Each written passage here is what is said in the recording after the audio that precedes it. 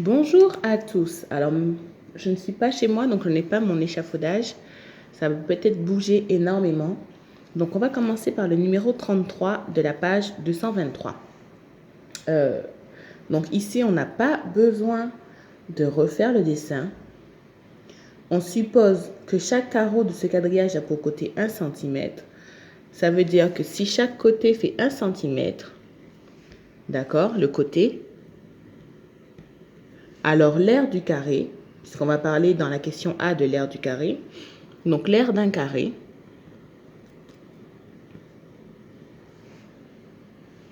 carreau, on connaît sa formule, l'aire d'un carré c'est côté fois côté, donc comme ce carreau est un carré, on va faire le côté fois le côté, qui est égal à 1 fois 1, donc ça nous fait 1 cm². Ici on a des carreaux pleins, donc il suffira de calculer en dénombrant le nombre de carreaux et le périmètre. On va bien compter le nombre de carreaux de la ligne rouge et pour l'aire, la surface en orange, d'accord? Donc ici, je compte pour le périmètre de la surface. On a 1, 2, 3, 4, 5, 6, 7, 8, 9, 10, 11, 12. Donc si vous trouvez autre chose, bien sûr, n'hésitez pas à me le mettre. Des fois, je fais des erreurs. Et pour la surface, on voit le nombre de carreaux colorés en orange. On les compte et ça nous fait la surface. Donc, le périmètre. Hop, je vais essayer de me mettre comme ça.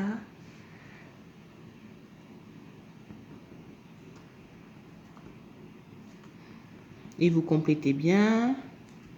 Alors, attention, l'unité, c'est centimètres. Alors que l'aire,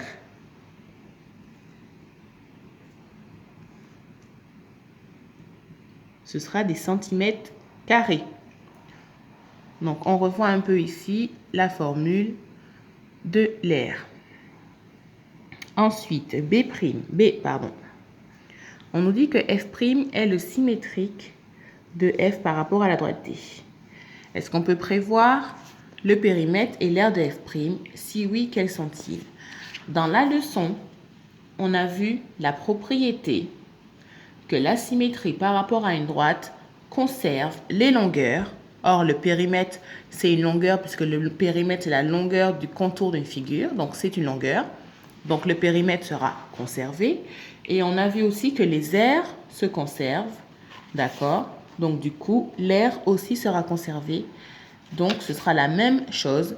À vous de bien m'expliquer que comme c'est le symétrique, le périmètre et l'aire seront les mêmes.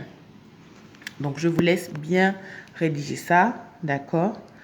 Ça s'appelle le verbe exact, le bon vocabulaire, c'est la symétrie axiale conserve. D'accord? Après, si vous tournez autour du pot avec un autre vocabulaire, c'est pas grave. Mais le bon vocabulaire, c'est conserve. On continue. Toujours pas de dessin à faire. Il suffit de bien repérer quel sera le symétrique. Donc, toujours pour bien aiguiser votre manipulation mentale, votre capacité d'abstraction, votre visualisation, on va... Attention, je vais décadrer le livre. Voilà, on va bien repérer quel est le symétrique du point C. Donc, quand on va plier le long de la droite D, le point C va tomber sur quel point? Le point A, il est sur la droite D, donc ce sera facile. Le point H, il est en haut, il va arriver en bas exactement par pliage. En plus, on est sur un axe vertical, horizontal et l'autre vert, il est vertical. Donc ça, normalement, ça va très bien pour vous. Donc j'espère voir de bons résultats. Et enfin, indiquer non tracé sur la figure. Indiquer, une droite non tracée sur la figure par rapport à laquelle les points A et B sont symétriques. D'accord? Donc, je rappelle que pour être bien symétrique, il faut qu'on se superpose par pliage et que on soit sur une droite perpendiculaire. D'accord? Donc, par exemple, pour le 1A, donc le C, Son symétrique, bien par pliage, ce sera F. Je vous laisse faire le reste. Pour le 2, par rapport à la droite verte, ce coup-ci, la droite D', pour le C, ce sera E, vous voyez.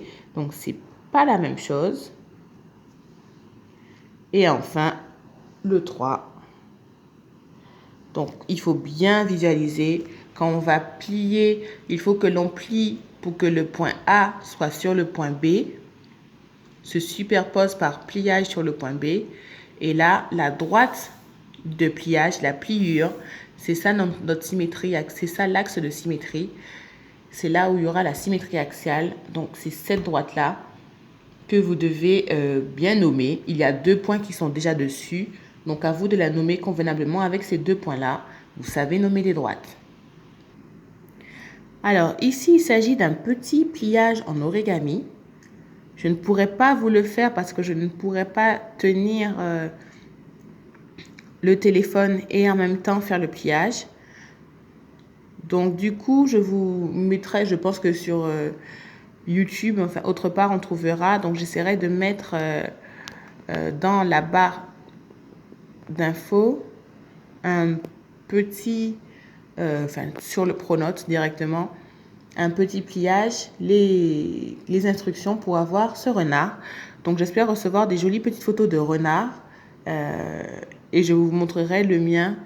Je le ferai, mais malheureusement, je ne pourrai pas filmer puisque je ne peux pas tenir la caméra, le portable et en même temps faire le pliage.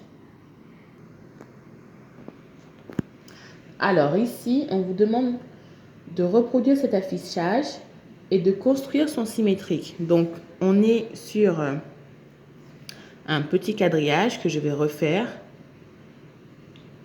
C'est pas très gros, donc je peux le refaire. Et la symétrie classique, donc repérage, toujours perpendiculaire, toujours le même nombre de carreaux. On est bien vigilant sur le comptage. Alors, j'ai trouvé un petit bout de feuille quadrillée, puisque je n'ai malheureusement pas de règles à côté de moi.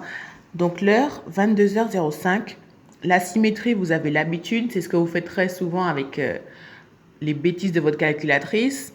Donc, normalement, ça devrait être facile à visualiser pour vous, mais toujours la verticale, le nombre de carreaux, hop, 1, 2, ici, d'accord, etc. Et on ira, donc les chiffres à l'envers. Enfin, vraiment, ça, vous avez l'habitude. Donc, on sait tous que le 5 deviendra un 2. Ça, le 0 va rester lui-même, un 5, un 5. Donc, ça fera du 20h55. Mais vous devez faire l'affichage et on vous demande quelle durée sépare ces deux affichages. Donc, entre 22h05 et 20h55, je vous recommande donc toujours de faire la droite repère de temps. Donc, une droite repère de temps, c'est quoi? On va mettre d'abord l'heure. Donc, ici, normalement, vous avez 20h55. Et ici, on aura la fin, donc 22h05. Et on va arriver à des étapes entières et calculer les durées. Donc, on a notre fameux 20h55. On va arriver dans un premier temps à 21h et calculer ici combien de minutes nous permettent de partir de 20h55 à 21h. Donc, ça fait juste 5 minutes. Ensuite, on va arriver jusqu'à 22h. Quelle est la durée? Et là, enfin, quelle est la durée de 22h à 22h05? Et vous aurez, en additionnant toutes ces durées, d'accord, celle-là aussi, vous aurez donc le résultat.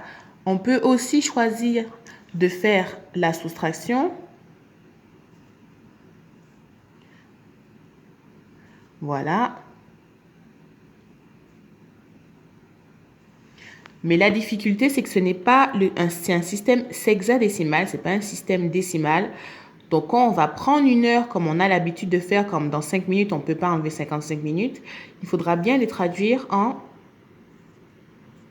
donc 21 heures et 65 minutes. L'heure que l'on a pris ici, d'accord, l'heure que l'on prend, c'est 60 minutes.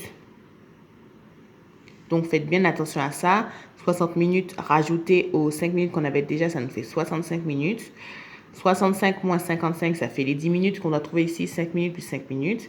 Et l'heure qu'on a ici. Donc, on a le même résultat. Je vous recommande fortement de faire le schéma parce que souvent, quand vous posez l'opération, vous avez tendance à embrouiller le système des heures et le système décimal classique. Voilà pour ce travail. Ensuite, trouver un affichage tel que son symétrique par rapport à la droite soit exactement le même. Bon, on essaiera de trouver vraiment un affichage d'heure qui existe et pas 0, 0, 0, 0. Donc, j'ai hâte de voir vos propositions.